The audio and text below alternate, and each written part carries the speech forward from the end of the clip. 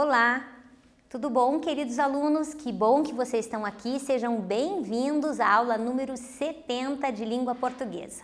Eu sou a professora Carolina Molina e hoje nós vamos estudar mais um pouquinho sobre carta de solicitação. Lembra que eu disse na aula passada? Pois é.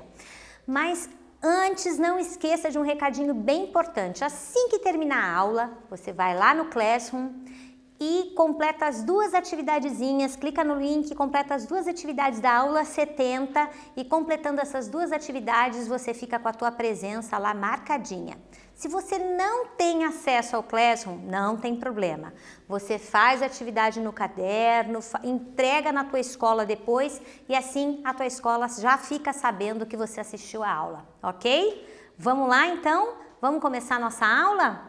E na aula de hoje, os objetivos da nossa aula de hoje são, primeiro, produzir uma carta de solicitação. Na aula passada a gente descobriu o que era uma carta de solicitação e agora a gente vai produzi-la, tá bom? Expressar suas ideias com clareza, elaborar o texto atendendo às situações de produção propostas, o gênero, interlocutor, finalidade, estabelecer relação entre a tese e os argumentos oferecidos para sustentá-la, identificar as marcas linguísticas que evidenciam o locutor e o interlocutor do texto, estabelecer as relações lógico-discursivas presentes no texto, reconhecer o efeito de sentido decorrente da exploração de recursos ortográficos e ou morfossintáticos. Então, a gente tem bastante trabalho. Vamos lá? Começando aqui, vamos relembrar o que é carta de solicitação que a gente viu na aula passada. Lembrando, a carta de solicitação ela tem que ter, começa lá, local e data, lembra? Espaço temporal, tá? Cidade e a data. Depois vem o vocativo. Identificação do destinatário, por se tratar de alguém cujo cargo ocupado requer um tratamento mais respeitoso. O uso do pronome de tratamento adequado se torna indispensável muitas vezes. Às vezes você vai colocar nome e sobrenome. Algumas vezes você vai usar os três, tá? Corpo do texto. A apresentação do solicitante, a solicitação seguida de argumentos que justifiquem o discurso manifestado. Por último, você coloca uma expressão de despedida e a tua assinatura, beleza? Já vamos começar com uma atividade. Vamos escrever uma carta de solicitação? Olha aqui uma situação que eu vou colocar para você. Imagine que você tem um time de basquete e queira solicitar a quadra poliesportiva do ginásio do bairro ao superintendente de esportes para fazer um campeonato com outros times de outros bairros. Como você introduziria essa carta? Então veja que agora eu quero só a introdução. O que você vai ter que colocar nessa introdução? Letra A. Faça um texto se apresentando e apresentando o problema. Letra B. Construa um argumento para justificar a carta escrita e a solicitação. Ok? Você faz isso e eu dou um tempinho para você.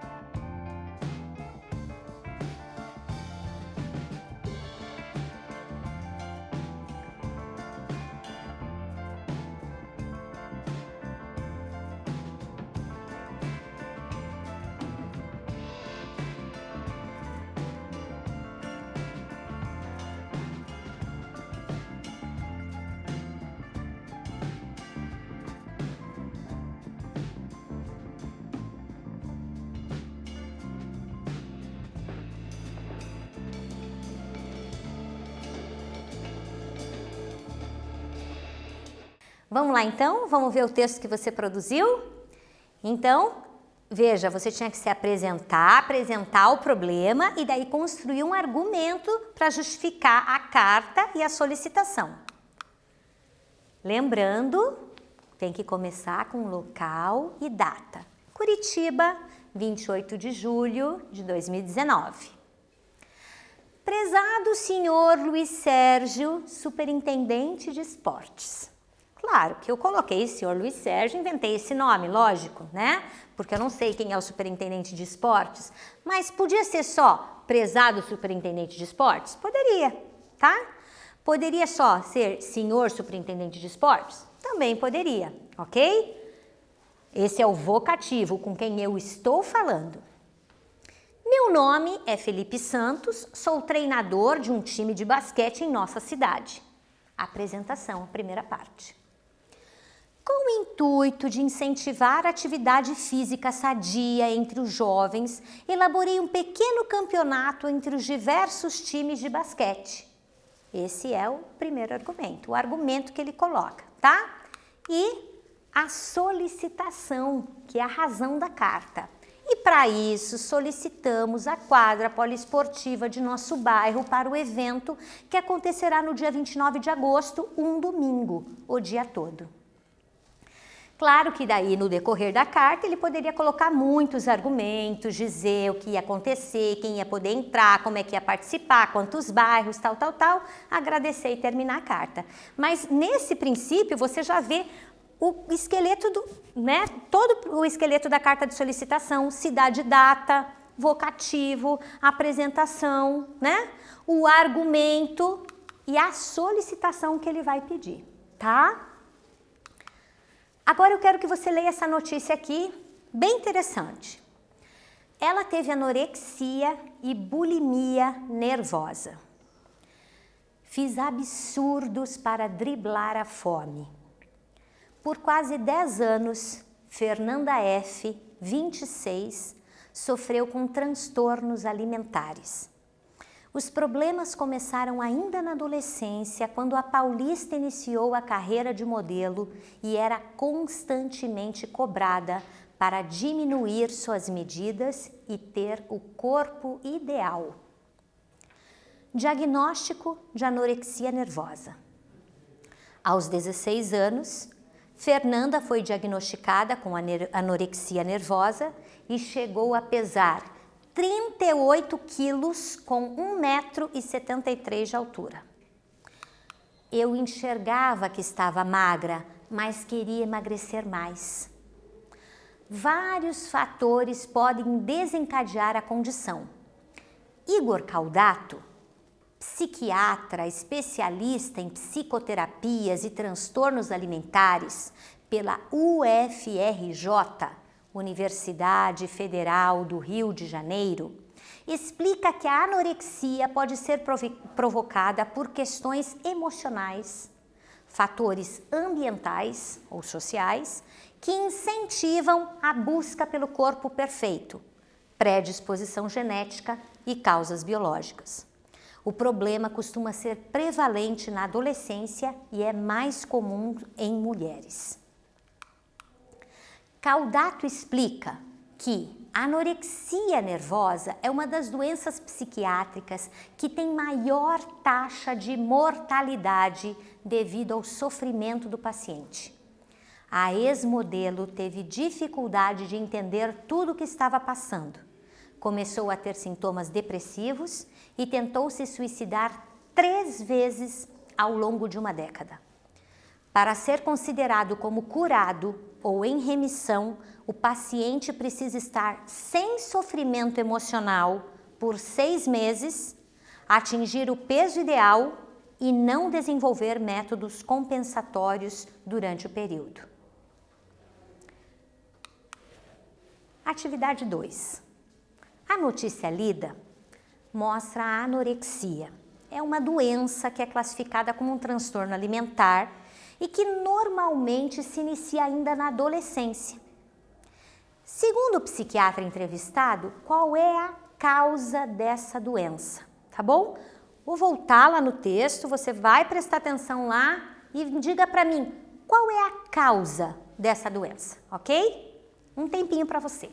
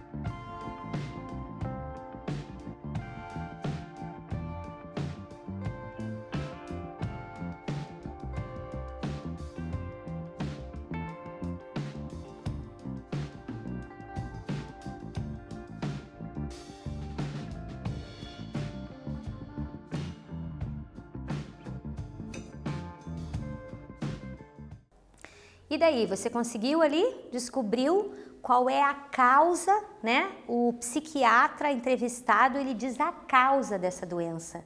Por que que as meninas, por que que normalmente as adolescentes, né, acabam desenvolvendo esse transtorno alimentar, a anorexia? Por quê? Vamos ver? Então, olha, a anorexia, ela pode ser provocada, né, na linguagem do psiquiatra, por questões emocionais, por fatores ambientais, sociais, quer dizer, o meio que a pessoa vive, que incentivam a busca pelo corpo perfeito, tá? E predisposição genética e causas biológicas, tá?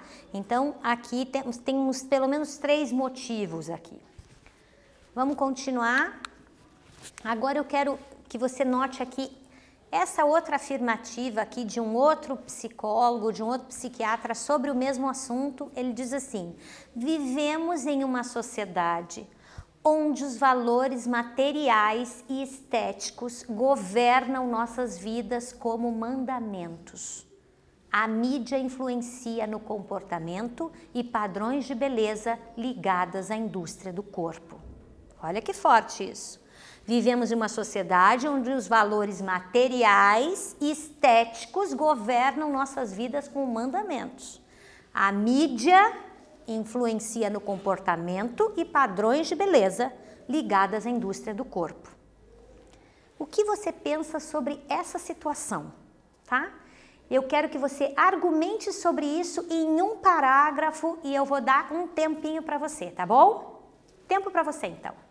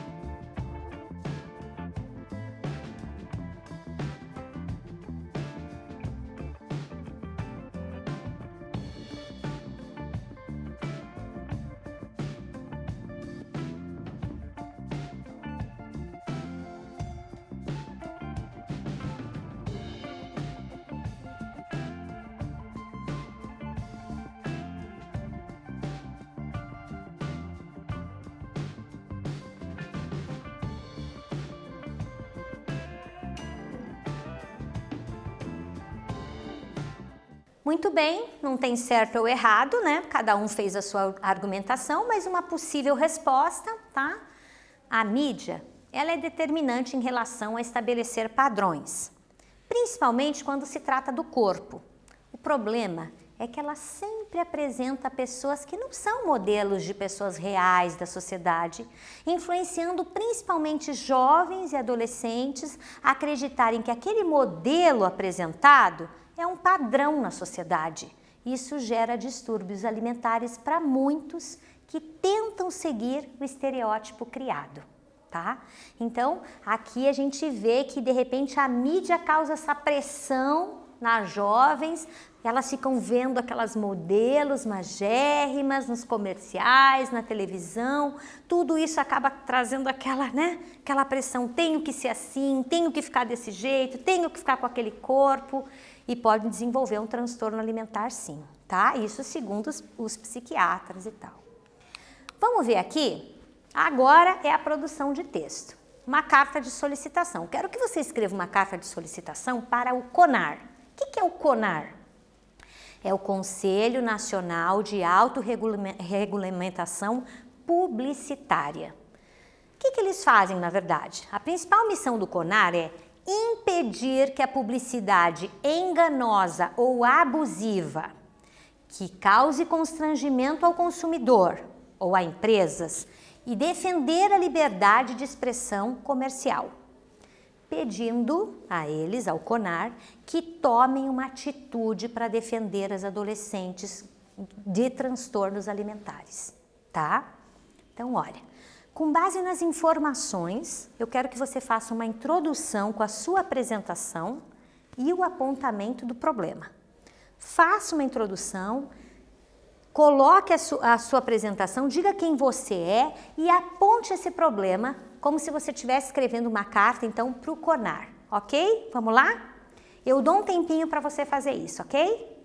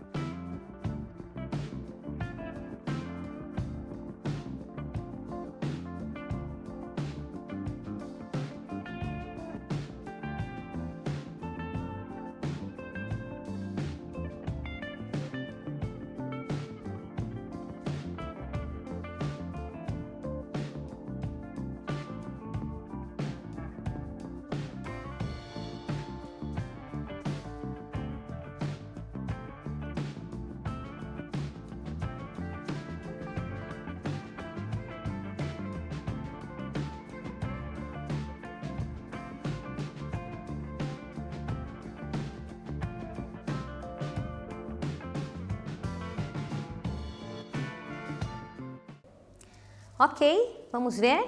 O que a gente tem aqui é uma possível resposta, ok? Vamos lá. Curitiba, 30 de julho de 2020. Prezado senhor presidente do CONAR. Repare que nesse meu vocativo aqui eu não coloquei o nome dele. Eu não sei o nome dele. Posso colocar só prezado senhor presidente do CONAR? Posso. Podia colocar ilustríssimo senhor presidente do CONAR? Também podia, tá bom?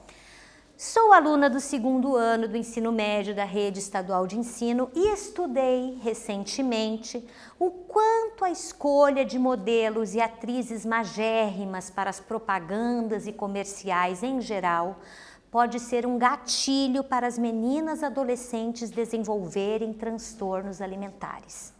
Ou seja, eu coloquei aqui a minha apresentação e depois o problema, que era o que eu tinha pedido para vocês. Ok?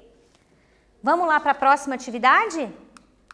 Agora, a partir da introdução que você fez, você vai construir um parágrafo argumentando sobre o problema e vai fazer a solicitação. O que você deseja com isso, então? Vamos lá? Eu dou um tempinho para você, então. Pensa aí.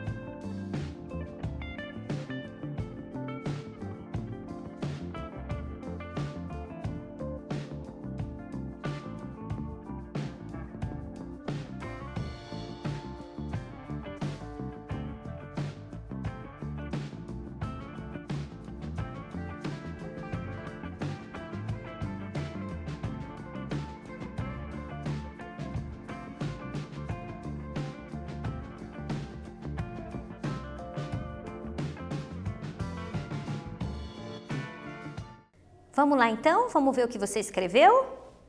Olha lá. Eu fiz aqui uma possível resposta, é lógico, né?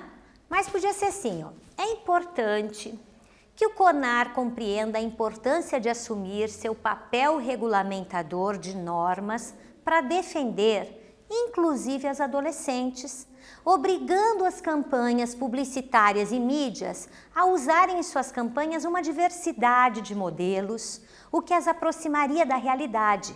Assim, as meninas não desenvolveriam tantos transtornos alimentares para se tornarem como os modelos perfeitos das mídias. Ok? Tá certo aí? Até aí tudo bem? Vamos lá. Agora eu quero que você repare nesse pormenor aqui que eu vou colocar aqui para você. Repare nesse parágrafo e nessas palavrinhas que estão em vermelho. Elas são os conectivos, são as palavras que ligam as ideias. Repare ali. Sou aluna do 2º ano do ensino médio da Rede Estadual do Ensino e estudei recentemente o quanto a escolha de modelos e atrizes magérrimas para as propagandas e comerciais em geral pode ser um gatilho para as meninas adolescentes desenvolverem transtornos alimentares. É importante que o CONAR compreenda a importância de assumir seu papel regulamentador de normas para defender inclusive as adolescentes, obrigando as campanhas publicitárias e mídias a usarem em suas campanhas uma diversidade de modelos, o que as aproximaria da realidade.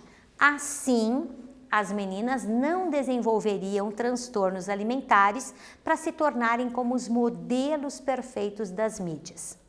Então, os conectivos são essas palavrinhas que fazem a ligação das ideias.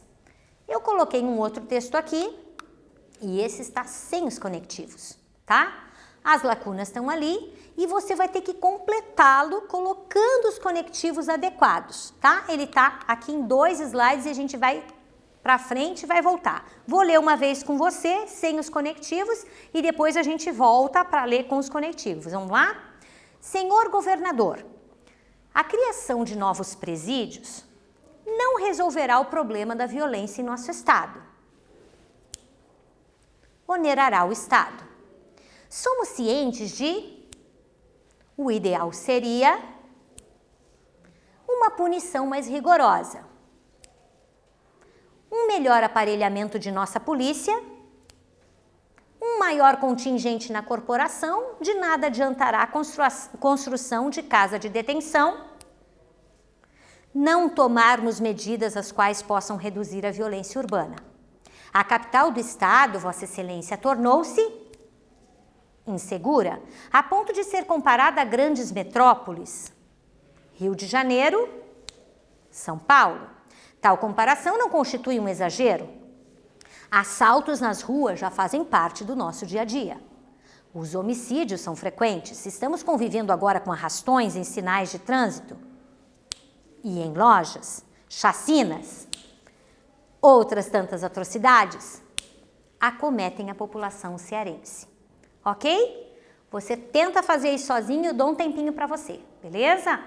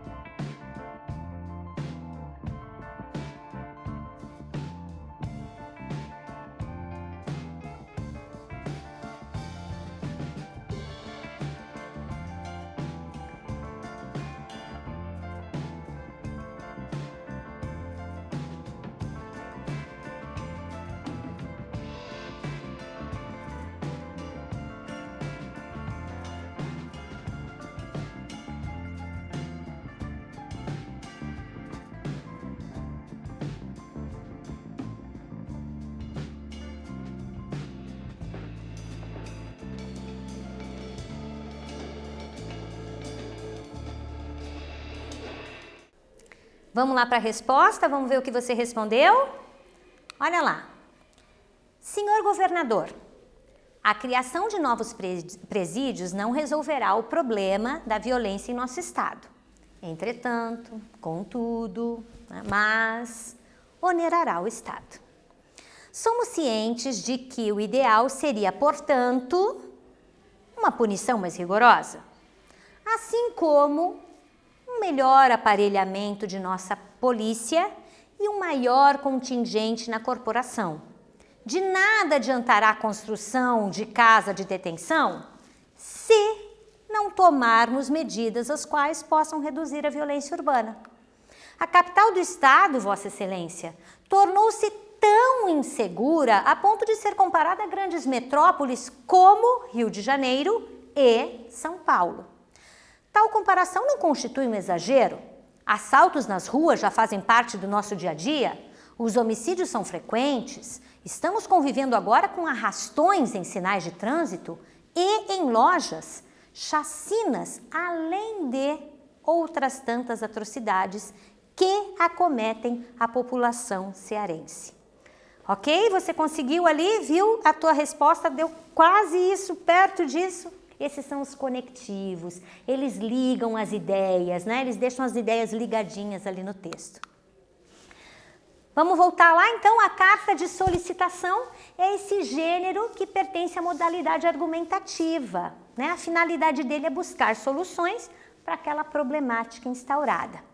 Ela se encontra entre os gêneros que permitem expressarmos o nosso posicionamento de uma forma ainda mais democrática acerca dos problemas sociais.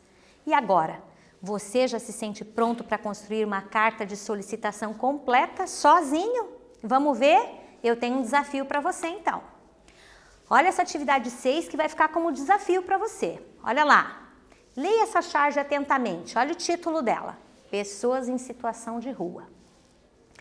Devido à pandemia, é para todos ficarem em casa.